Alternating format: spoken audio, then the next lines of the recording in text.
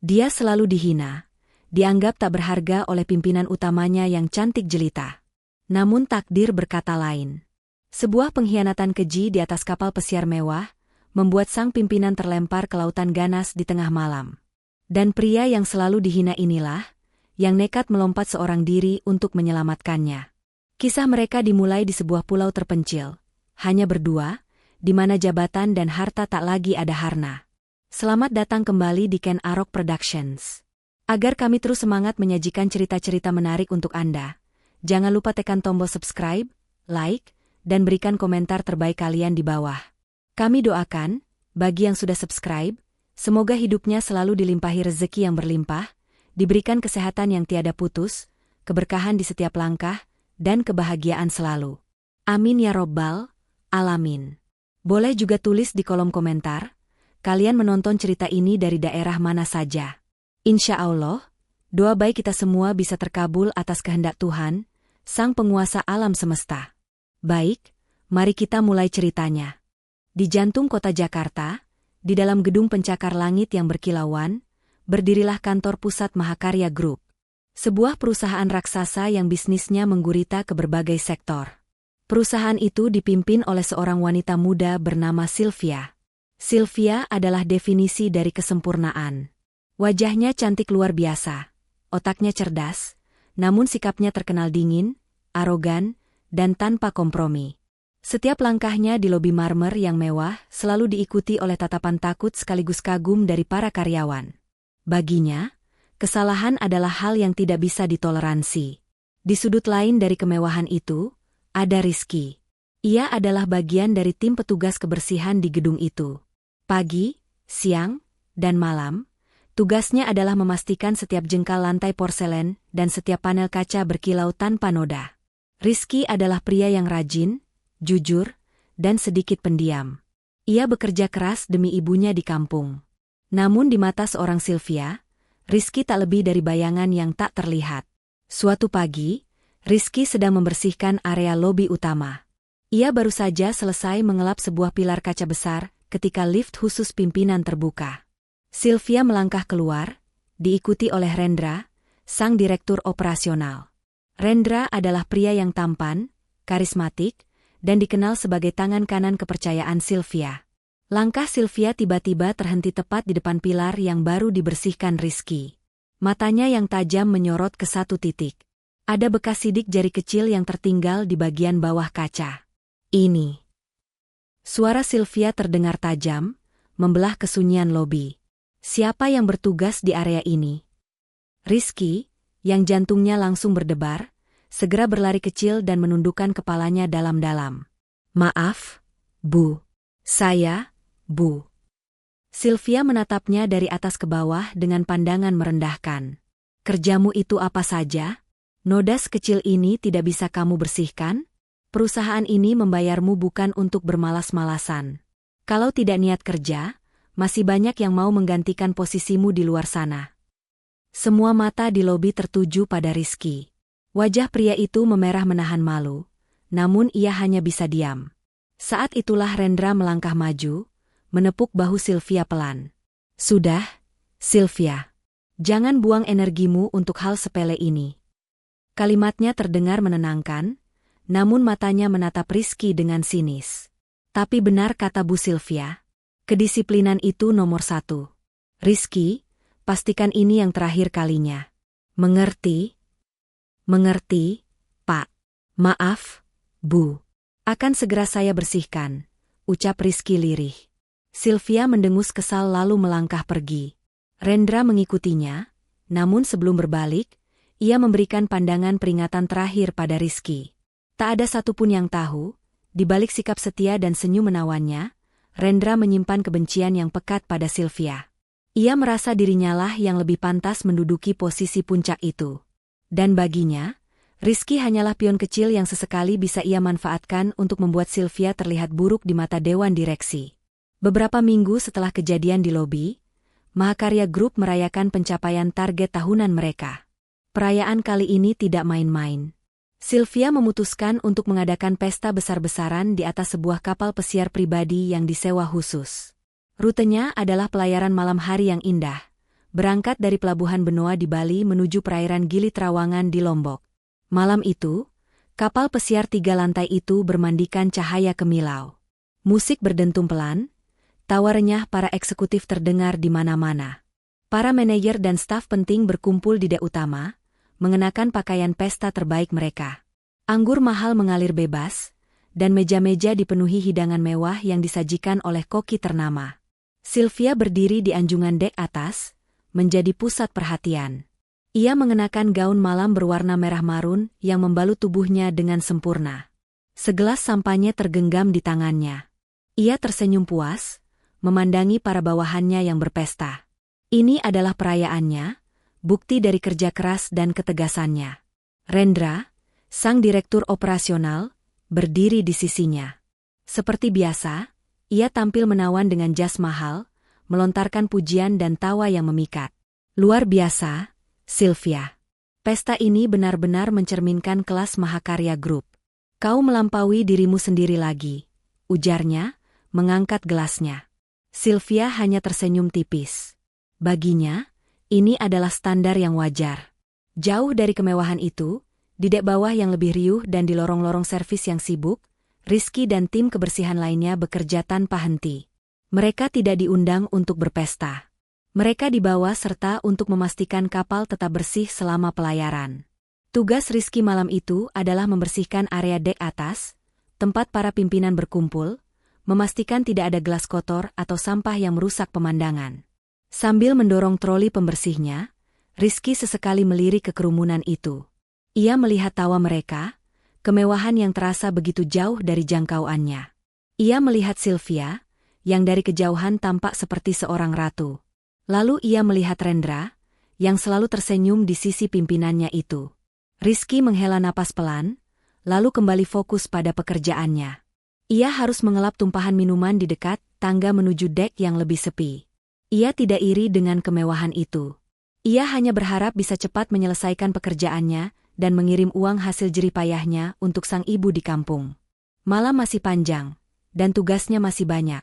Sementara kapal pesiar itu terus melaju anggun, membelah ombak gelap di bawah langit malam Bali yang berbintang. Pesta di dek utama masih berlangsung meriah, namun tugas Rizky membawanya ke area yang lebih tinggi, dek anjungan. Area ini lebih sepi, hanya diperuntukkan bagi tamu-tamu sangat penting atau mereka yang ingin mencari ketenangan dari keriuhan pesta. Malam itu, angin laut berhembus cukup kencang, membawa aroma garam yang pekat. Suara musik dari dek bawah terdengar sayup-sayup. Rizky mendorong troli pembersihnya dengan pelan, berusaha tidak menimbulkan suara. Ia baru saja hendak mengambil beberapa gelas kosong di dekat area bersantai, ketika ia mendengar suara-suara yang meninggi. Suara itu datang dari sudut dek yang paling depan, tempat yang agak gelap dan terhalang oleh beberapa tiang besar. Awalnya ia mengira itu hanya tamu yang sedang berbincang serius. Namun, ia langsung mengenali nada suara yang dingin dan tegas itu. Itu suara Sylvia.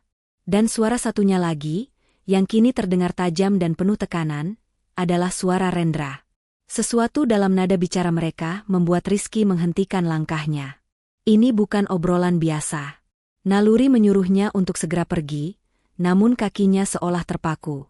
Ia mundur sedikit, berlindung di balik bayangan sebuah sekoci besar yang tertambat di sisi dek. Dari sana, ia bisa mendengar percakapan mereka dengan jelas.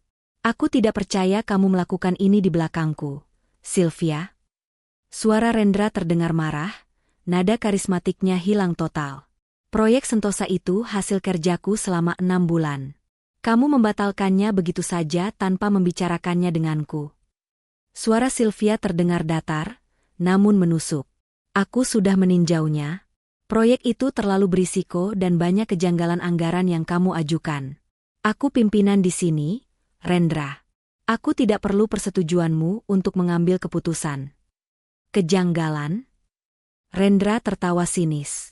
Kamu hanya tidak mau aku terlihat lebih hebat darimu, kan? Kamu tidak tahan melihat orang lain bersinar selain dirimu sendiri. Jaga bicaramu, Rendra, balas Sylvia dingin. Kamu melampaui batasmu. Ingat posisimu. Kalimat terakhir itu sepertinya menjadi pemicunya. Rizky mendengar suara gebrakan di meja. Posisiku, bentak Rendra. Kamu pikir kamu bisa sampai di titik ini tanpa aku? Aku yang ada di sisimu sejak perusahaan ini masih ruko kecil. Aku yang membersihkan semua kekacauanmu. Aku yang meyakinkan para investor saat ayahmu meninggal. Dan ini balasanmu? Menganggapku bawahan yang harus lapor untuk setiap hal kecil. Rizky menahan napas. Ia tidak pernah tahu ada sejarah ini di antara mereka. Suasana terasa sangat tegang. Ia bisa merasakan kebencian yang pekat dalam suara Rendra, kebencian yang sudah lama terpendam. Ia ingin segera lari dari situ, namun rasa takut membuatnya tidak bisa bergerak. Ia sadar telah mendengar sesuatu yang seharusnya tidak ia dengar. Keheningan yang mencekam menggantung di antara mereka berdua, hanya dipecahkan oleh suara angin laut dan dentuman musik yang jauh. Sylvia berdiri tegak, tidak gentar sedikitpun oleh ledakan amarah Rendra. Sudah selesai bicaranya? Ucap Sylvia, nadanya kembali dingin dan menusuk. Kalau sudah, kembali ke pestamu. Kamu mempermalukan dirimu sendiri, Rendra. Jangan membuatku menyesal telah mempercayaimu selama ini. Kalimat itu adalah paku terakhir di peti mati kesabaran Rendra. Wajah tampannya yang biasa penuh senyum, kini mengeras menjadi topeng kebencian. Dari tempatnya bersembunyi di balik skoci, Rizky bisa melihat bahu Rendra yang menegang. Pria itu gemetar, bukan karena udara malam, tapi oleh amarah murni yang tak tertahankan. Mata Rendra melesat ke kiri dan ke kanan. Dek anjungan itu benar-benar sepi. Hanya ada mereka berdua. Ia tidak menyadari ada sepasang mata ketakutan yang mengawasinya dari balik bayangan. Menyesal?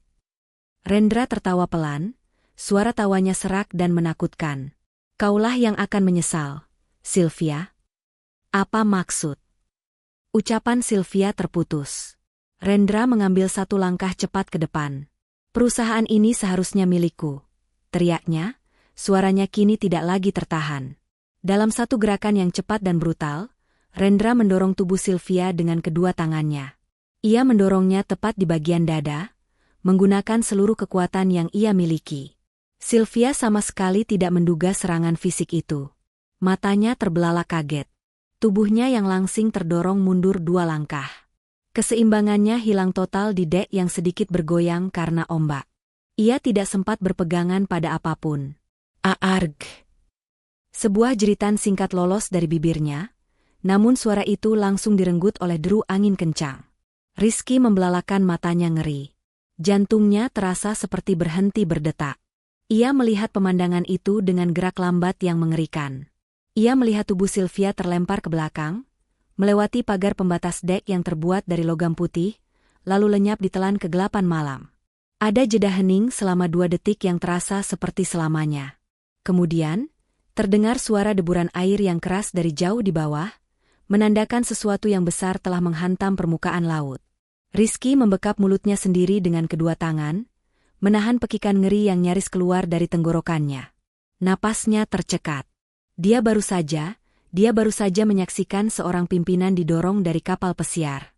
Rendra berdiri terengah-engah di tepi pagar. Ia mencondongkan tubuhnya, menatap ke bawah ke lautan yang gelap pekat. Wajahnya pucat pasi, namun di bawah cahaya bulan yang redup, Rizky bisa melihat seulas senyum tipis yang mengerikan tersungging di bibirnya. Setelah beberapa detik, Rendra menarik napas dalam-dalam. Ia merapikan jasnya yang sedikit kusut, menyisir rambutnya ke belakang dengan jari-jarinya. Ia melihat sekeliling dek sekali lagi. Merasa aman. Kemudian, dengan langkah yang ia paksakan untuk terlihat tenang, Rendra berbalik dan berjalan santai, kembali menuju pintu yang mengarah ke keramaian pesta. Seolah-olah tidak ada satu hal pun yang terjadi. Rizky tetap membeku di balik sekoci selama beberapa detik yang terasa seperti 1 jam. Tubuhnya gemetar hebat, bukan karena angin malam, tapi karena kengerian murni. Ia baru saja melihat Rendra, sang direktur operasional yang karismatik itu, berjalan kembali ke pesta dengan langkah tenang. Seolah ia baru saja membuang sampah, bukan mendorong seorang manusia ke lautan. Realita kemudian menghantam Rizky seperti tamparan keras. Sylvia.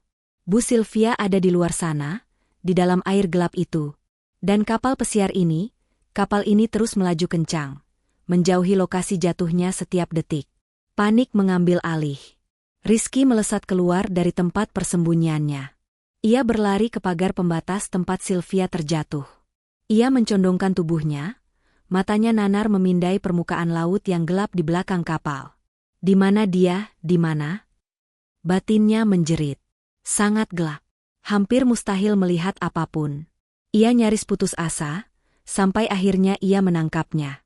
Sekitar 50 meter di belakang buritan kapal, di antara buih ombak, sekelebatan warna merah marun, warna gaun Sylvia, muncul sesaat ke permukaan sebelum kembali tenggelam. Dia masih berjuang. Tanpa pikir panjang, Rizky berbalik. Matanya langsung tertuju pada pelampung penyelamat bundar berwarna oranye terang yang tergantung kokoh di dinding dek, tak jauh darinya. Ia berlari, merenggut pelampung itu dari dudukannya yang erat. Dengan segenap kekuatan yang ia miliki, ia mengayunkan pelampung itu dan melemparkannya jauh-jauh ke arah titik di mana ia melihat Sylvia tadi. Ia hanya bisa berdoa lemparannya cukup akurat. Tolong! Tolong! Ada orang jatuh ke laut. Rizky berteriak sekuat tenaga. Tapi usahanya sia-sia. Suaranya yang parau langsung ditelan oleh deru angin kencang dan suara mesin kapal. Ia menoleh ke pintu kaca yang menuju ruang pesta. Dari dalam, ia bisa melihat orang-orang tertawa, berdansa, dan mengangkat gelas. Musik yang berdentum dari pengeras suara raksasa menutupi keributan apapun yang mungkin terjadi di luar. Tidak ada yang mendengarnya. Haruskah ia berlari ke dalam? Mencari kapten? Mencari petugas keamanan? Tapi kemudian ia teringat wajah Rendra. Rendra ada di dalam. Rendra adalah pimpinan tertinggi kedua di kapal ini setelah Sylvia. Jika Rizky melapor, Rendra akan menyangkalnya. Rendra akan bilang Sylvia terpeleset. Rendra akan bilang ini kecelakaan tragis. Rendra akan memutarbalikkan fakta. Dan siapa yang akan percaya pada seorang petugas kebersihan rendahan yang menuduh seorang direktur operasional? Rendra akan memastikan pencarian dihentikan. Rendra ingin Sylvia mati. Rizky sadar dalam sekejap. Mengharapkan bantuan dari kapal ini sama saja dengan membiarkan Sylvia tewas. Hanya ada satu-satunya cara. Ia memanjat pagar pembatas logam yang dingin itu. Jantungnya berdebar begitu kencang seolah ingin meledak dari dadanya. Ini tindakan gila. Ini mungkin akhir hidupnya. Tapi ia tidak bisa membiarkan wanita itu mati tenggelam sendirian di lautan, menjadi korban pengkhianatan yang baru saja ia saksikan. Rizky menarik napas dalam-dalam, memfokuskan pandangannya ke titik gelap di mana ia melempar pelampung tadi. Ia tidak berpikir lagi. Ia melompat. Tubuhnya menghantam permukaan air yang dingin dan keras. Rasa sakit menusuk paru-parunya saat ia tenggelam beberapa meter. Di atasnya, lampu-lampu kapal pesiar itu kini terlihat seperti gugusan bintang kecil yang bergerak menjauh, semakin cepat. Tawa dan musik pesta itu lenyap. Kini hanya ada dia, Sylvia, dan lautan terbuka yang luas dan menakutkan. Hantaman dengan permukaan air dari ketinggian itu membuat Rizky sesaat kehilangan napas. Air laut yang dingin langsung menusuk kulitnya, menembus pakaian kerjanya hingga ke tulang. Ia menyembul ke permukaan, terbatuk-batuk, memuntahkan air asin. Matanya pedih, namun ia memaksanya terbuka, mencari-cari di tengah kegelapan. Kapal pesiar mewah itu kini hanya terlihat seperti gugusan lampu terang di kejauhan. Kapal itu terus bergerak stabil, semakin lama semakin kecil, sama sekali tidak menyadari ada dua nyawa yang sedang berjuang di dalam air. Rizky sendirian. Bu Sylvia, teriaknya, suaranya parau ditelan debur ombak. Tidak ada jawaban. Panik mulai merayapinya. Bagaimana jika dia salah perhitungan? Bagaimana jika Sylvia sudah tenggelam? Bagaimana jika dia melompat untuk sesuatu yang sia-sia? Pelampung oranye itu. Gumamnya pada diri sendiri. Ia memutar badannya, matanya memindai permukaan air yang bergoyang-goyang. Kemudian, sekitar 20 meter di sebelah kirinya, ia melihatnya. Sebuah bentuk bundar berwarna oranye terang, dan di dekatnya sekelebat warna merah marun. Gaun Sylvia. Dengan sisa tenaga yang ada, Rizky berenang sekuat tenaga. Pakaiannya terasa berat seperti timah, menyeretnya ke bawah. Setiap kayuhan terasa menyiksa. Akhirnya, tangannya yang gemetar berhasil meraih tepi pelampung. Ia melihat Sylvia, matanya terpejam, wajahnya pucat pasi. Wanita itu masih bernapas, namun nyaris tidak sadar. Sepertinya ia berhasil meraih pelampung itu secara naluriah sebelum kesadarannya hilang. "Bertahan, Bu, bertahan," ucap Rizky, lebih untuk dirinya sendiri. Ia meraih tubuh Sylvia yang lemas, mengaitkan lengan wanita itu lebih erat ke pelampung.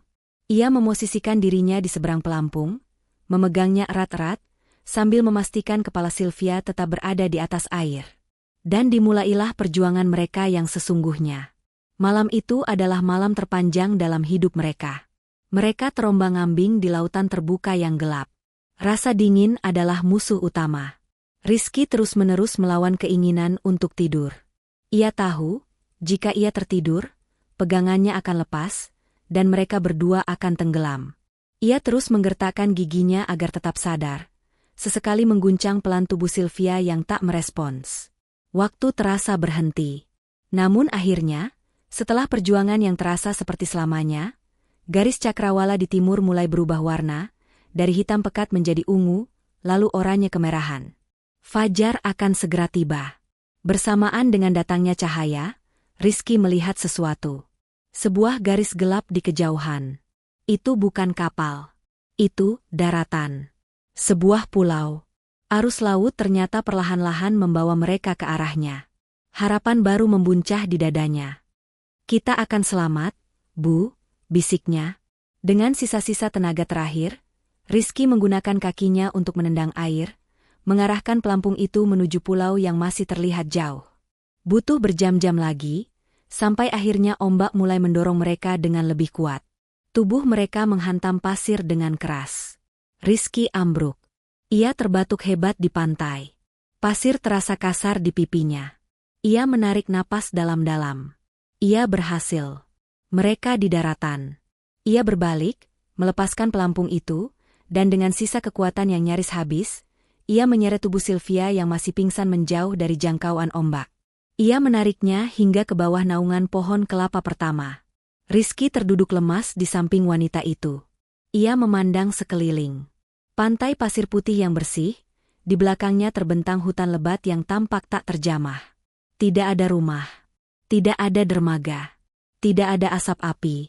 Hanya suara ombak dan pekikan burung-burung asing. Di sampingnya, Sylvia terbaring tak bergerak. Wajahnya pucat pasi, gaun mewahnya kini compang-camping dan basah kuyup. Mereka selamat dari lautan, namun terdampar di pulau terpencil. Rizky tidak tahu berapa lama ia tergeletak di pasir, mencoba mengatur napasnya yang tersengal. Kelelahan luar biasa menjalari seluruh tubuhnya, dan matanya terasa sangat berat. Namun, suara erangan pelan di sampingnya membuatnya tersentak sadar. Sylvia mulai bergerak. Matanya yang tadinya terpejam rapat, kini berkedip-kedip perlahan, mencoba menyesuaikan diri dengan cahaya matahari pagi yang menyilaukan. Wanita itu terbatuk hebat, memuntahkan air laut yang masuk ke paru-parunya. Ia menopang dirinya dengan siku, matanya memandang liar ke sekeliling. Kebingungan total terpancar di wajahnya. Pantai pasir putih. Hutan lebat. Puing-puing kayu yang terbawa ombak. Di mana ini? Suaranya serak dan gemetar. Lalu, matanya tertuju pada Rizky. Rizky yang terduduk di pasir, hanya beberapa langkah darinya, dengan pakaian seragam kebersihannya yang basah kuyup dan kotor. Melihat Rizky, kebingungan Sylvia langsung berubah menjadi syok, lalu amarah. Ingatan terakhirnya adalah pertengkaran hebat dengan Rendra, lalu kegelapan. Dan sekarang ia terbangun di tempat asing ini bersama seorang petugas kebersihan? Logikanya yang panik langsung menyimpulkan skenario terburuk. "Kamu," bentaknya, suaranya naik beberapa oktav.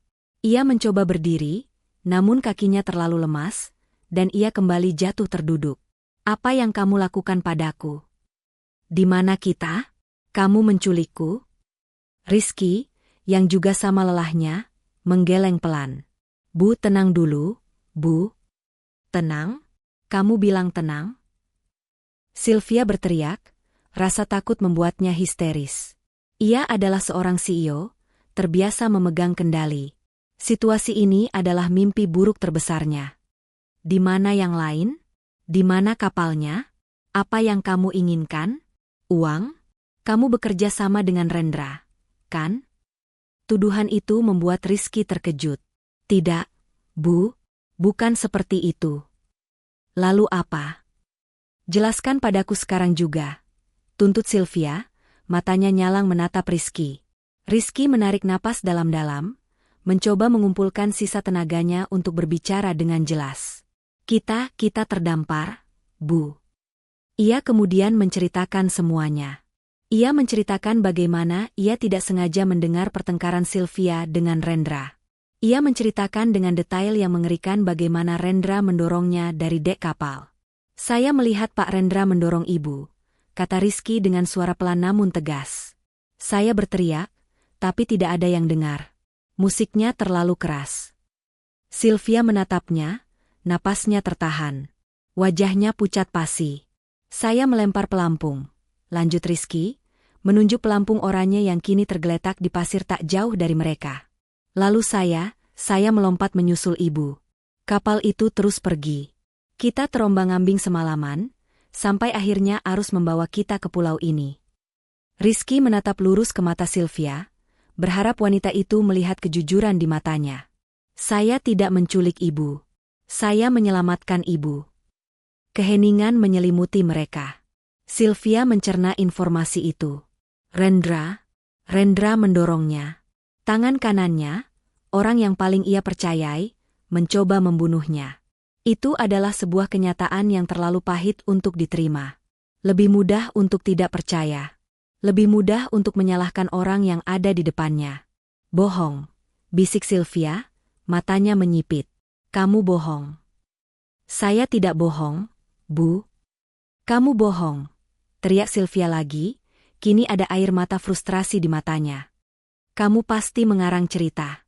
Kamu pasti punya niat jahat. Rendra tidak mungkin melakukan itu. Sylvia memalingkan wajahnya, memeluk lututnya yang gemetar. Pikirannya kacau. Antara menerima fakta bahwa orang kepercayaannya adalah seorang pengkhianat, atau percaya bahwa petugas kebersihan rendahan ini, yang selalu ia pandang sebelah mata, adalah dalang dari penculikan ini. Pikirannya memilih yang kedua. Itu lebih masuk akal baginya. Matahari mulai meninggi, sinarnya yang terik menembus kanopi pepohonan. Udara yang tadinya sejuk kini berubah menjadi panas dan lembab. Rasa asin di bibir mereka berganti menjadi rasa kering yang menyiksa. Tenggorokan Sylvia terasa seperti terbakar. Rasa haus mulai mencekik. Namun, egonya masih terlalu tinggi untuk menerima kenyataan. Ia berdiri dengan susah payah, gaun malamnya yang mahal kini sobek di beberapa bagian dan kotor oleh pasir. Aku tidak percaya padamu, desisnya, menatap tajam ke arah Rizky yang sedang mengamati garis pantai. Di mana ponselku? Ponselku pasti ada di sekitar sini. Kita harus panggil bantuan. Ia mulai berjalan tertatih-tatih, matanya memindai pasir di sekeliling mereka, mencari benda persegi yang mustahil ada di sana. Tentu saja tidak ada. Ponsel itu sudah pasti tenggelam di dasar laut, bersama dengan tas tangan mewahnya. Bu, percuma. Tidak ada sinyal di sini, kata Rizky pelan, suaranya lelah. Kita harus fokus bertahan hidup. Pertama, kita butuh air minum. Diam, bentak Sylvia. Jangan coba-coba mengajariku. Kamu pikir kamu siapa? Kamu hanya petugas kebersihan. Kamu yang membawaku ke sini, jadi kamu yang harus menemukan cara mengeluarkan kita. Rizky menghela napas panjang, memilih untuk tidak berdebat. Ia tahu beradu argumen dengan wanita yang masih syok dan arogan itu tidak ada gunanya. Ia membiarkan Sylvia melampiaskan kemarahannya. Rizky, yang dibesarkan di sebuah desa kecil di kaki gunung, lebih terbiasa dengan alam liar daripada Sylvia dengan ruang rapat berpendingin udaranya. Naluri bertahan hidupnya mengambil alih. Ia mengabaikan ocehan Sylvia, dan mulai berjalan ke arah hutan yang lebih lebat. Saya mau cari sumber air, katanya singkat. Jangan tinggalkan aku, teriak Sylvia panik, ketakutan tiba-tiba mengalahkan arogansinya. Rizky berhenti. Kalau begitu, ikut saya. Tapi jangan banyak mengeluh. Sylvia mendengus kesal, tapi ia tidak punya pilihan. Ia mengikuti Rizky dari belakang, menjaga jarak. Perjalanan itu adalah siksaan baginya. Ranting-ranting menggores kulitnya, dan kakinya yang telanjang, ia tidak ingat kapan ia kehilangan sepatu mahalnya, sakit menginjak kerikil dan akar pohon. Setelah beberapa saat, rasa hausnya menjadi tak tertahankan. Ia melihat beberapa buah kelapa muda tergantung tinggi di pohon.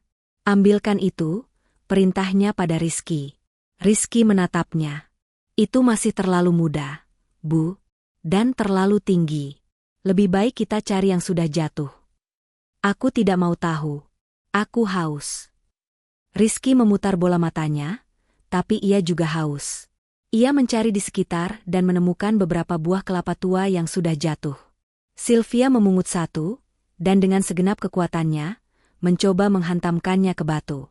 Kelapa itu tidak pecah, malah membuat tangannya sakit. Ia menjerit frustrasi. Rizky memperhatikannya dalam diam. Lalu, tanpa berkata apa-apa, ia mengambil kelapa lain. Ia mencari batu yang runcing, lalu dengan beberapa hantaman yang terarah dan penuh perhitungan, ia berhasil membuat lubang di batok kelapa itu.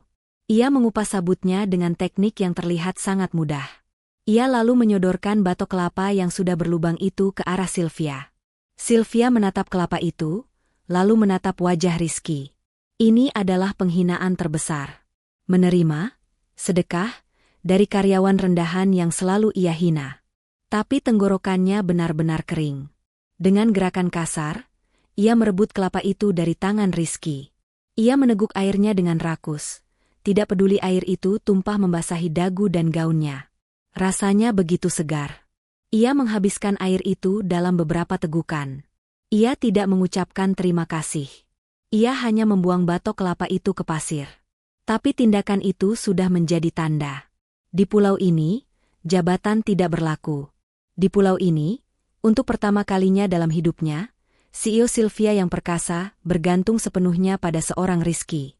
Setelah dahaga mereka teratasi untuk sementara, prioritas berikutnya adalah mencari tempat berteduh yang layak. Hari mulai sore dan langit di ufuk barat mulai menguning. Rizky tahu, malam di hutan tropis bisa menjadi sangat dingin dan berbahaya. Kita tidak bisa tidur di pantai terbuka. Kita harus membuat semacam peneduh, ujar Rizky, matanya mengamati dahan-dahan pohon di sekitar mereka. Peneduh apa? Aku tidak mau tidur di tanah kotor, sahut Sylvia ketus, meskipun suaranya tidak lagi sekeras tadi. Rasa lelah dan lapar mulai menggerogoti sisa-sisa tenaganya. Rizky mengabaikan keluhan itu. Ia mulai mengumpulkan dahan-dahan kering yang kokoh dan daun-daun palem besar yang rontok. Gerakannya cekatan dan efisien, seolah ia pernah melakukan ini sebelumnya. Sylvia hanya berdiri memperhatikan, merasa tidak berguna. Ia mencoba membantu memungut beberapa daun, namun ia melakukannya dengan canggung dan jijik. Saat ia melangkah mundur untuk menghindari serangga yang merayap di tanah, ia tidak melihat sebuah akar pohon besar yang melintang di belakangnya. Kakinya tersandung, dan ia jatuh dengan keras. Aduh, pekiknya, lebih karena kaget daripada sakit. Namun, saat ia mencoba berdiri, ia merasakan sakit yang tajam menusuk telapak kakinya. Ia melihat ke bawah dan rasa ngeri menjalari dirinya. Telapak kakinya menginjak cangkang kerang besar yang pecah dan sangat tajam. Darah segar berwarna merah pekat mulai mengalir, mengotori pasir putih. Pemandangan darah itu membuat Sylvia panik. Darah, kakiku. Rizky, kakiku berdarah. Rizky, yang sedang mengikat dahan, langsung menjatuhkan pekerjaannya dan berlari menghampiri. Ia berjongkok tanpa ragu, memeriksa luka Sylvia. Itu adalah luka sobek yang cukup dalam dan kotor. Ini harus dibersihkan. Kalau tidak, bisa infeksi, kata Rizky, nada bicaranya tenang dan serius. Bersihkan? Dengan apa? Kita tidak punya obat. Kita akan mati di sini. Ratap Sylvia, air mata mulai menggenang di pelupuk matanya. Rasa sakit, takut, dan putus asa akhirnya meruntuhkan tembok arogansinya. Tenang, Bu. Jangan panik, kata Rizky tegas namun menenangkan. Ia membantu Sylvia duduk bersandar di pohon. Tunggu di sini. Jangan sentuh lukanya. Rizky menghilang ke dalam hutan. Sylvia ditinggal sendirian, dan rasa takut yang sesungguhnya melandanya. Bagaimana jika Rizky meninggalkannya? Bagaimana jika pria itu tidak kembali? Hampir 10 menit kemudian, yang terasa seperti 1 jam bagi Sylvia, Rizky kembali. Ia membawa batok kelapa yang diisi air bersih. Ia rupanya telah menemukan sumber mata air tawar saat mencari dahan tadi, dan beberapa lembar daun berwarna hijau tua yang aneh. Dengan sangat hati-hati, Rizky berlutut di depan Sylvia. Ia membersihkan luka itu dengan air tawar, membuat Sylvia meringis kesakitan. "Tahan sebentar, Bu," gumamnya. Setelah luka itu bersih, Rizky mengambil daun-daun hijau itu. Ia mengunyahnya sebentar di mulutnya hingga lumat, lalu menempelkan lumatan daun itu langsung ke luka sobek Sylvia. "Apa itu?" "Jijik," pekik Sylvia, mencoba menarik kakinya. "Ini daun obat. Di kampung saya, ini dipakai untuk menghentikan pendarahan dan mencegah infeksi. Percaya sama saya," kata Rizky, memegang pergelangan kaki Sylvia dengan lembut namun kuat agar tidak bergerak. Sylvia terdiam. Ia menatap pria yang sedang fokus mengobati lukanya. Pria yang sama, yang beberapa hari lalu ia hina-hina di depan umum. Kini pria itu sedang berlutut di kakinya, mengobati lukanya dengan cara yang menjijikkan, namun penuh perhatian. Tidak ada keraguan, tidak ada pamrih di wajah Rizky. Hanya ada ketulusan. Rizky kemudian merobek bagian lengan seragam kerjanya yang masih kering, menggunakan kain itu untuk membebat luka Sylvia dengan erat. Pendarahannya perlahan berhenti. Rasa sakit yang tajam berganti menjadi nyeri yang berdenyut. Sylvia menatap kain seragam yang membebat kakinya, lalu menatap Rizja. Untuk pertama kalinya, ia tidak tahu harus berkata apa. Malam akhirnya tiba. Kegelapan di pulau terpencil itu terasa pekat dan menelan, jauh berbeda dari gemerlap lampu kota Jakarta. Suara-suara hutan yang asing, desis serangga, pekikan hewan malam, dan debur ombak yang konstan, menjadi latar musik yang menegangkan.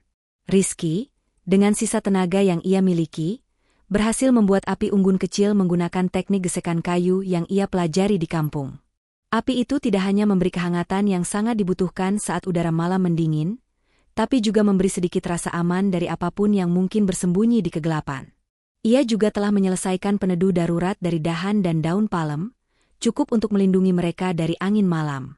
Rizky duduk di satu sisi api, membolak-balik beberapa buah aneh yang ia temukan, mencoba memanggangnya.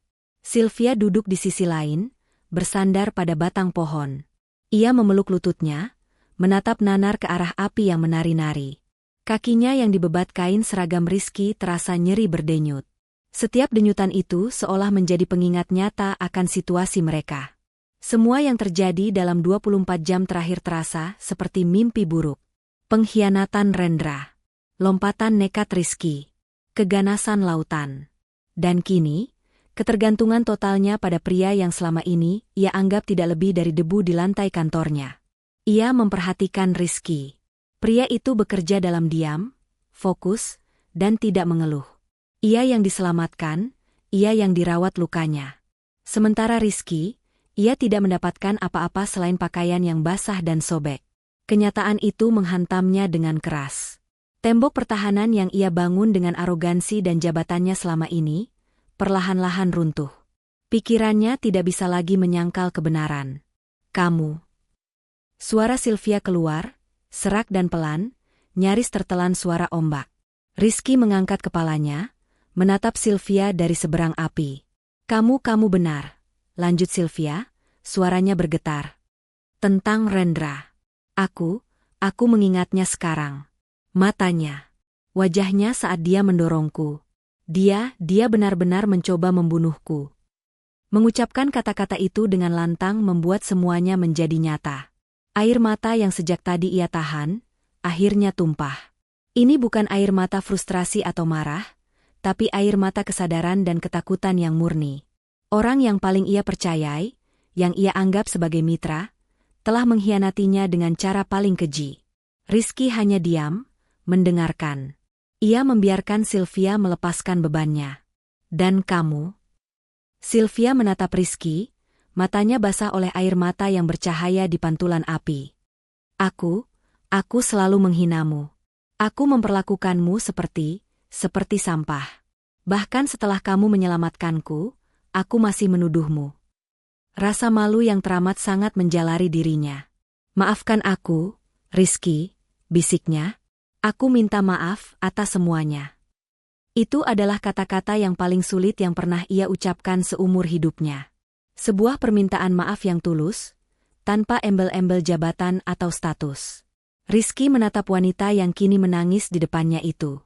Ia melihat Sylvia, bukan sebagai CEO yang arogan, tapi sebagai manusia yang ketakutan dan terluka. Rizky menghela napas pelan. "Sudahlah, Bu," katanya lembut.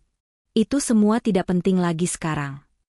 Ia mengambil salah satu buah yang sudah terpanggang, meniupnya sebentar agar tidak terlalu panas, lalu menyodorkannya ke arah Sylvia. "Yang penting sekarang, kita berdua selamat," lanjutnya. "Dan kita harus bertahan hidup. Makanlah, Bu. Ibu butuh tenaga." Sylvia menatap buah panggang di tangan Rizky, lalu kembali menatap wajah pria itu. Di tengah keputusasaan, ketulusan sederhana itu terasa lebih menghangatkan daripada api unggun di depan mereka. Ia menerima buah itu dengan tangan gemetar. Sekat tebal antara Bu Sylvia sang CEO dan Rizky si petugas kebersihan telah hancur, larut bersama api unggun di pulau terpencil itu. Pagi berganti sore, dan malam kembali datang. Hari-hari di pulau itu mulai membentuk sebuah ritme yang baru dan aneh bagi mereka. Pengakuan dan permintaan maaf Sylvia malam itu telah mengubah segalanya. Tidak ada lagi bentakan, tidak ada lagi tatapan merendahkan. Yang tersisa hanyalah dua orang manusia yang berjuang bersama.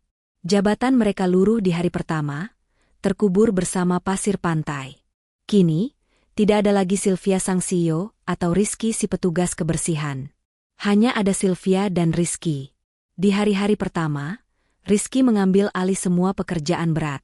Kakinya yang lincah menjelajahi hutan kecil itu, menemukan lebih banyak sumber air, buah-buahan tropis yang bisa dimakan, dan ia bahkan berhasil membuat perangkap ikan sederhana di perairan dangkal. Ia merawat luka di kaki Sylvia setiap pagi dan sore, mengganti perban daruratnya dengan daun obat yang baru. Sylvia, yang terpaksa banyak beristirahat karena lukanya, merasa tidak berguna. Ia terbiasa memberi perintah, terbiasa sibuk. Kini ia hanya bisa duduk dan memperhatikan. Dan apa yang ia perhatikan, benar-benar mengubah pandangannya. Ia memperhatikan bagaimana Rizky membelah kelapa dengan satu hantaman kapak batu sederhana yang ia buat. Ia melihat bagaimana Rizky bisa membedakan mana buah yang beracun dan mana yang aman hanya dari baunya. Ia melihat kecerdasan praktis dalam setiap gerakan pria itu.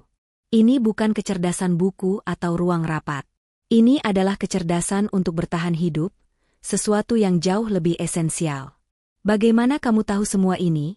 tanya Sylvia suatu sore, saat ia memperhatikan Rizky sedang menganyam daun kelapa kering menjadi alas tidur yang lebih layak. Rizky tersenyum tipis, matanya tetap fokus pada anyamannya. "Saya besar di desa, Bu Sylvia. Dekat hutan. Kakek saya mengajari saya banyak hal." Panggilan, Sylvia, itu terdengar canggung di lidah Rizky, tapi Sylvia mengangguk, menerimanya. Bolehkah aku membantu?" tanya Sylvia pelan. "Lukaku sudah lebih baik." Rizky menatapnya, lalu mengangguk. "Bisa. Tolong jaga apinya. Pastikan jangan sampai padam. Dan ini," ia menyodorkan beberapa umbi-umbian yang ia gali, "tolong kupas pakai batu tajam ini. Tapi hati-hati." Bagi Sylvia, itu adalah tugas terberat yang pernah ia lakukan. Mengupas umbi kotor dengan batu tajam. Tangannya yang terbiasa memegang pena mahal dan gawai canggih, kini kotor oleh tanah dan getah. Ia melakukannya dengan sangat lambat dan canggung. Ia mengira Rizky akan mengejeknya, atau mengambil alih pekerjaan itu dengan tidak sabar, seperti yang akan ia lakukan di kantor jika melihat bawahan bekerja lambat. Tapi Rizky tidak melakukannya. Ia hanya melirik sesekali, lalu berkata, "Bagus. Seperti itu. Pelan-pelan saja." Perlahan tapi pasti, Sylvia mulai belajar. Ia belajar cara menjaga api, cara membedakan kayu kering dan basah, cara membersihkan ikan hasil tangkapan Rizky. Mereka mulai bekerja sebagai tim. Rizky menjadi penyedia, dan Sylvia menjadi pengelola tempat tinggal mereka. Ikatan aneh mulai terbentuk di antara mereka, terjalin oleh rasa saling membutuhkan dan rasa hormat yang baru tumbuh.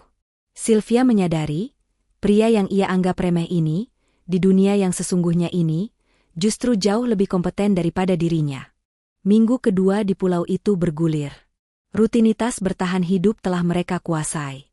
Mereka sudah memiliki tempat berteduh yang jauh lebih kokoh, sumber makanan yang stabil, dan api yang hampir tidak pernah padam. Mereka sudah terbiasa dengan suara hutan dan irama ombak. Namun, sesuatu yang lain juga ikut tumbuh subur di pulau terpencil itu. Sesuatu yang tidak mereka rencanakan. Di malam hari, setelah makan malam, yang terdiri dari ikan bakar dan umbi-umbian, mereka sering duduk berdua di depan api unggun. Langit di atas mereka bertabur bintang yang begitu rapat dan terang. Pemandangan yang tidak pernah bisa mereka lihat di Jakarta yang penuh polusi cahaya. Keheningan di antara mereka tidak lagi canggung. Itu adalah keheningan yang nyaman, diisi oleh pemahaman yang tak terucap. Suatu malam, Sylvia terbangun dengan napas terengah. Ia memimpikan kejadian itu lagi. Wajah Rendra yang penuh kebencian, sensasi mengerikan saat tubuhnya terlempar ke udara, dan dinginnya air laut yang menelannya. Mimpi buruk lagi. Suara Rizky yang tenang dan dalam terdengar dari sisi lain tempat berteduh. Pria itu ternyata juga belum tidur. Ia sedang menjaga api. Sylvia mengangguk, meski di dalam kegelapan Rizky mungkin tak melihatnya. Ia menggeser tubuhnya lebih dekat ke cahaya api. Selalu sama, bisiknya, suaranya sedikit bergetar. Aku tidak bisa melupakan tatapan matanya. Rizky menambahkan sepotong kayu kering ke dalam api, membuat percikannya berterbangan ke udara. Kita aman di sini, katanya pelan. Dia tidak bisa menyakiti ibu, menyakitimu di sini. Sylvia menatap profil wajah Rizky yang diterangi api. Pria itu tampak begitu tenang, begitu kokoh. Di dunia lamanya, pria seperti Rizky tidak pernah masuk dalam radarnya. Dunianya dipenuhi pria ambisius seperti Rendra, yang pandai bicara dan penuh intrik. Rizky, panggil Sylvia lembut. Aku belum pernah benar-benar bertanya padamu. Rizky menoleh. Kenapa kamu melompat? Tanya Sylvia, pertanyaan yang sudah lama ingin ia utarakan. Malam itu, kamu bisa saja mati. Kenapa kamu mempertaruhkan nyawamu, untukku? Aku orang yang selalu jahat padamu. Rizky terdiam sesaat, tatapannya kembali ke api. Jujur, saya tidak tahu, Sil, jawabnya. Saya tidak berpikir. Saya tidak memikirkan ibu adalah pimpinan saya. Saya hanya melihat seseorang didorong. Saya tahu itu perbuatan jahat. Saya tidak bisa diam saja. Ia lalu menatap Sylvia. Dan mungkin, saya juga tidak ingin orang seperti Rendra menang. Tidak dengan cara licik seperti itu. Jawaban itu begitu sederhana, begitu jujur, begitu murni.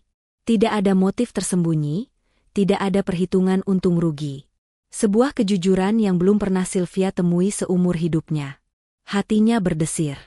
Pria di depannya ini adalah penyelamatnya, pelindungnya. Jauh dari harta dan jabatannya, Sylvia menyadari ia jatuh cinta. Ia jatuh cinta pada kebaikan hati, ketulusan, dan kekuatan diam yang dimiliki Rizky. Di sisi lain, Rizky juga menatap Sylvia. Ia tidak lagi melihat CEO yang arogan. Ia melihat seorang wanita yang rapuh, yang sedang berjuang melawan trauma. Ia melihat Sylvia yang kini mau kotor, yang tidak lagi mengeluh saat belajar mengupas umbi. Ia melihat ketangguhan di balik kerapuhan itu. Dan baginya, Sylvia yang seperti ini, yang asli tanpa polesan status, jauh lebih memesona. Di bawah taburan bintang yang menjadi saksi, di pulau terpencil yang menjadi penjara sekaligus surga kecil mereka, dua hati yang berasal dari dunia yang sangat berbeda itu, kini terikat oleh takdir. Hari-hari terus berganti, hitungan mereka sudah memasuki minggu ketiga. Ikatan antara Rizky dan Sylvia semakin dalam. Mereka tidak hanya bertahan hidup, tapi mereka hidup bersama. Mereka berbagi tawa saat Rizky mengajari Sylvia cara berenang di laguna yang tenang, dan berbagi keheningan saat memandangi matahari terbenam yang spektakuler.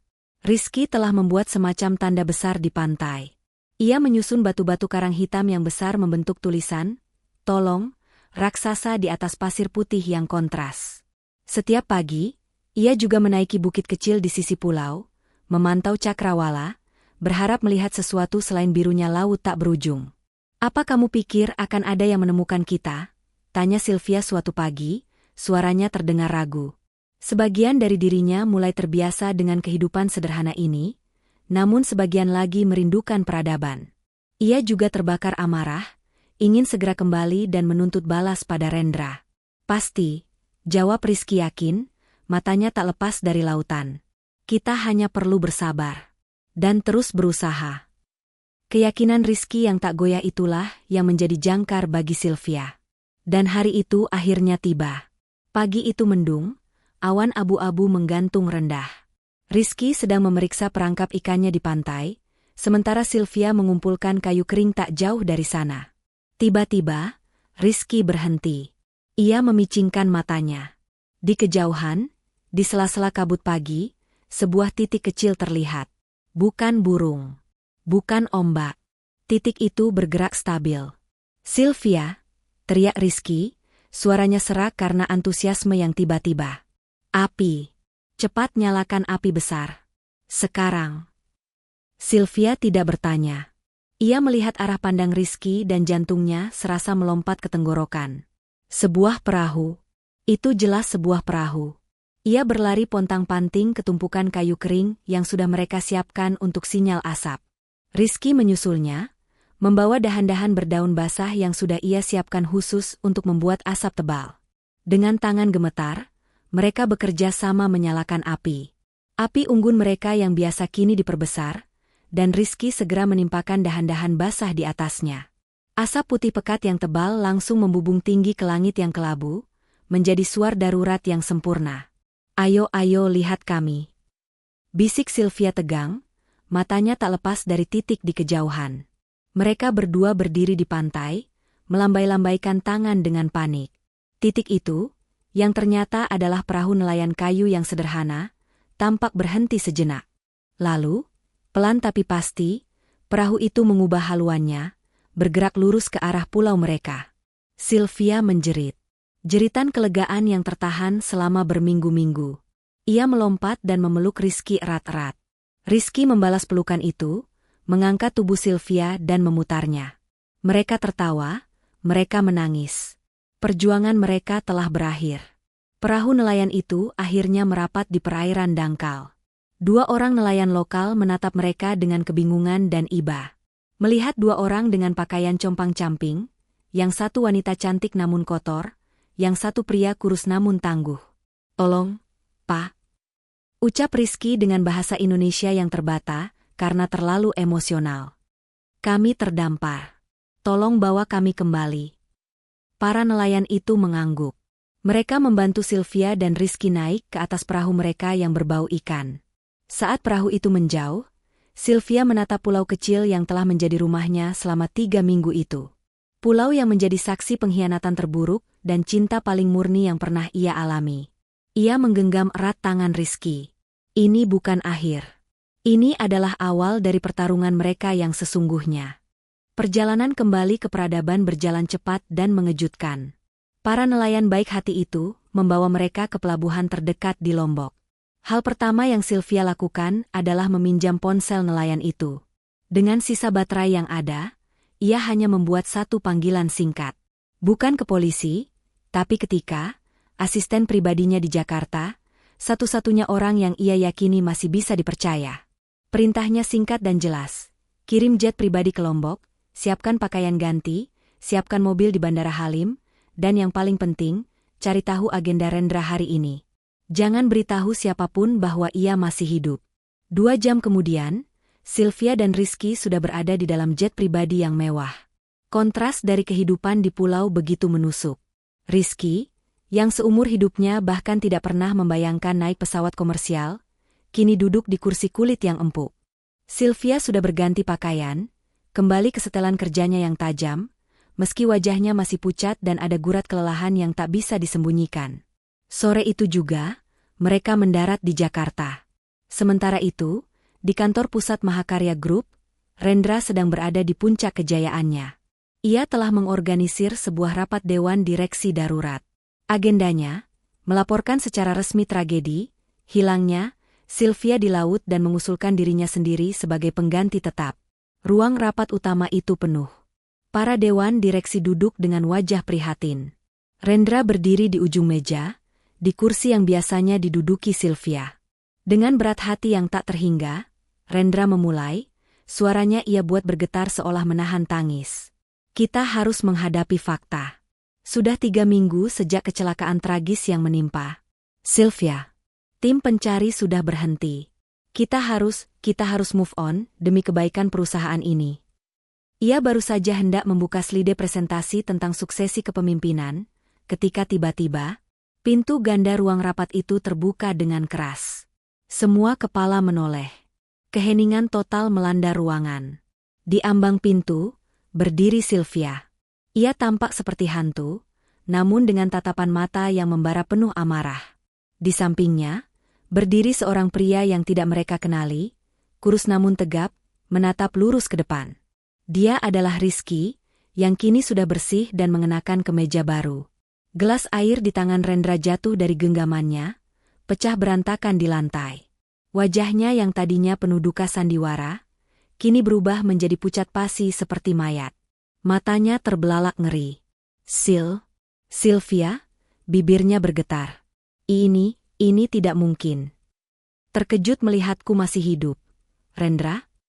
Suara Sylvia terdengar dingin, tenang, namun menggema di seluruh ruangan. Ia melangkah masuk, diikuti Rizky. Sepatunya berketuk di lantai marmer. Ia berjalan lurus ke ujung meja, menatap Rendra tepat di matanya. Kami semua mengira kau. Salah satu anggota dewan angkat bicara, suaranya tercekat. Tenggelam, potong Sylvia. Ya, itulah yang dia inginkan. Telunjuk Sylvia teracung lurus ke wajah Rendra. Kalian semua mengira ini kecelakaan. Kalian salah. Ini adalah percobaan pembunuhan. Ruangan itu dipenuhi gumaman kaget. Bohong, teriak Rendra, mencoba menguasai diri. Sylvia, kau pasti trauma. Kau tidak tahu apa yang kau katakan. Siapa pria ini? Kau. Pria ini? Sylvia menoleh ke Rizky. Pria ini adalah saksi kunciku. Namanya Rizky. Dia adalah petugas kebersihan di perusahaan ini. Dan dia adalah orang yang menyelamatkan nyawaku. Setelah dia melihatmu, Rendra mendorongku dari dek kapal pesiar. Pernyataan itu meledak seperti bom. Rendra ambruk di kursinya. Itu fitnah. Kau tidak punya bukti. Saya melihatnya, ucap Rizky, suaranya tenang namun kuat, terdengar jelas di ruangan yang hening itu. Saya di dek anjungan, membersihkan area. Saya mendengar pertengkaran Anda berdua. Saya melihat Anda mendorong Bu Sylvia ke laut. Lalu saya melompat untuk menolongnya. Kami terdampar di pulau terpencil selama 3 minggu. Kisah itu begitu luar biasa. Namun kejujuran dalam suara Rizky dan kehadiran Sylvia yang nyata membuat semua orang percaya. Bawa dia pergi. Keamanan. Rendra berteriak putus asa. Tidak perlu, kata Sylvia. Saya sudah menelepon polisi dari bandara. Tepat saat itu, pintu ruang rapat kembali terbuka. 2 petugas polisi berseragam masuk. Mereka berjalan lurus ke arah Rendra, yang kini gemetar hebat di kursinya. Rendra Wijaya, ujar salah satu petugas. Anda kami tahan atas dugaan percobaan pembunuhan berencana. Permainan Rendra telah berakhir. Berita penangkapan Rendra dan kembalinya Sylvia secara dramatis mengguncang Mahakarya Group hingga ke pondasinya. Skandal itu menjadi berita utama di setiap portal berita bisnis selama berminggu-minggu. Perusahaan sempat oleng, kepercayaan investor goyah. Namun, Sylvia yang kembali menduduki kursinya bukanlah Sylvia yang dulu. Wanita yang kembali dari pulau terpencil itu jauh lebih tangguh, namun juga jauh lebih bijaksana. Ia tidak lagi memimpin dengan rasa takut, melainkan dengan rasa hormat. Ia merombak total budaya perusahaan, memecat orang-orang yang ia tahu hanya penjilat seperti Rendra, dan mempromosikan mereka yang bekerja dengan integritas. Pengalaman di pulau itu mengajarinya untuk melihat karakter seseorang, bukan hanya jabatan atau ijazahnya. Dan tentu saja, Rizky. Pria itu tidak mungkin kembali mendorong troli pembersih. Sylvia melihat bakat mentah dalam dirinya. Seorang pemecah masalah yang tenang, seorang ahli strategi alami, dan pria dengan kejujuran yang tak tergoyahkan. Sylvia menawarinya posisi sebagai kepala divisi logistik dan pengadaan. Rizky, dengan kerendahan hatinya, awalnya menolak. Saya tidak punya pengalaman. Saya tidak pernah kuliah, ujarnya saat mereka makan malam berdua, jauh dari kantor. Sylvia menggenggam tangannya di atas meja. Riz, kamu bisa membuat api dari kayu kering. Kamu bisa membangun rumah dari daun. Kamu bisa mengobati luka tanpa obat. Kamu bisa menjaga kami tetap hidup selama 3 minggu. Mengurus rantai pasokan perusahaan tidak akan lebih sulit dari itu. Aku tidak butuh ijazahmu. Aku butuh integritasmu. Rizky akhirnya menerima. Di bawah bimbingan Sylvia, ia belajar dengan cepat, dan bakat alaminya untuk memecahkan masalah yang rumit membuatnya dihormati oleh rekan-rekan barunya. Namun, tantangan terbesar mereka tidak terjadi di ruang rapat, melainkan di ruang keluarga. Keluarga konglomerat Sylvia tidak bisa menerima hubungan mereka. "Kamu sudah gila?" teriak ibu Sylvia saat putrinya itu mengumumkan niatnya. "Menikah dengan seorang petugas kebersihan? Apa kata dunia? Kamu sudah mempermalukan keluarga kita." Mereka mengancam akan mencabut hak waris Sylvia, mengucilkannya dari lingkaran sosialita. Tapi Sylvia yang sekarang tidak lagi gentar. Ia telah menatap maut. Ancaman kehilangan harta tidak ada artinya. Di depan seluruh keluarganya, ia berdiri tegak. "Pria itu," katanya dengan suara tenang namun tegas, "menyelamatkan nyawaku saat tidak ada seorang pun dari kalian yang tahu aku dalam bahaya. Dia memiliki lebih banyak kehormatan di satu jarinya daripada semua pria yang pernah kalian kenalkan padaku. Jika kalian memilih harta di atasku, silakan. Aku memilih dia." Pernikahan mereka tetap dilangsungkan beberapa bulan kemudian. Bukan pesta mewah yang dihadiri ribuan tamu. Mereka memilih sebuah upacara yang intim dan sederhana di sebuah taman yang menghadap ke laut. Di sana, disaksikan oleh sahabat terdekat dan seluruh karyawan perusahaan, dari manajer hingga rekan-rekan lama Rizky di tim kebersihan. Rizky yang gagah dengan jas sederhananya mengucapkan janji di hadapan Sylvia yang tampak begitu anggun. Saat mereka berpegangan tangan, menatap mata satu sama lain, mereka tidak lagi melihat status. Mereka melihat pasangan hidup, rekan bertahan hidup. Rizky bukan hanya telah menyelamatkan Sylvia dari lautan ganas malam itu, ia telah menyelamatkan hati Sylvia dari pulau kesepian dan arogansi yang ia ciptakan sendiri. 5 tahun telah berlalu sejak hari dramatis itu. Mahakarya Group telah bertransformasi. Di bawah kepemimpinan Sylvia yang baru, perusahaan itu tidak lagi dikenal karena atmosfernya yang kaku dan penuh tekanan, tapi karena integritas dan kepeduliannya pada karyawan. Sylvia kini memimpin dengan hati, sebuah pelajaran mahal yang ia bawa pulang dari pulau terpencil itu. Ia menjadi pimpinan yang dihormati, bukan ditakuti.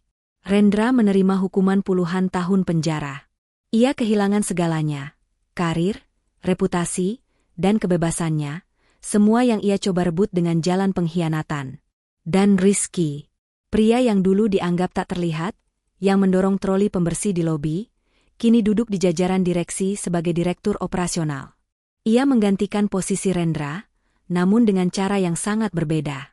Dengan kejujuran dan pemahamannya akan akar rumput, Rizky merombak sistem operasional perusahaan menjadi lebih efisien dan manusiawi. Ia membuktikan bahwa kecerdasan dari sekolah kehidupan dan hati yang tulus jauh lebih berharga daripada ijazah manapun. Sylvia dan Rizky kini telah dikaruniai seorang putra kecil yang tangkas, yang mereka beri nama Banyu, mengingatkan pada air lautan yang telah menyatukan mereka. Mereka tidak pernah melupakan pulau itu. Setiap tahun, di tanggal mereka diselamatkan, mereka menyewa perahu kecil dan mengunjungi pantai itu. Bukan lagi sebagai 2 orang terdampar yang ketakutan, tapi sebagai suami istri yang bersyukur. Bagi dunia, itu hanyalah sebuah titik kecil tak bernama di peta.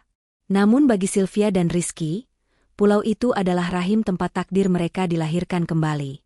Tempat di mana seorang CEO arogan belajar menjadi manusia seutuhnya, dan seorang petugas kebersihan rendahan menunjukkan bahwa di dalam dirinya bersemayam jiwa seorang pelindung sejati. Kisah Rizky dan Sylvia pun telah berakhir.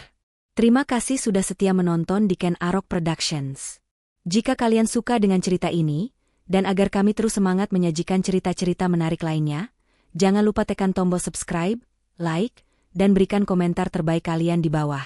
Seperti biasa, kami selalu doakan untuk kalian semua yang sudah subscribe. Semoga hidupnya selalu dilimpahi rezeki yang berlimpah, diberikan kesehatan yang tiada putus, keberkahan di setiap langkah, dan kebahagiaan selalu. Amin ya Rabbal Alamin. Jangan lupa juga tulis di kolom komentar, kalian menonton cerita ini dari daerah mana saja. Insya Allah, doa baik kita semua bisa terkabul atas kehendak Tuhan, Sang Penguasa alam semesta. Sampai jumpa di cerita-cerita kami selanjutnya.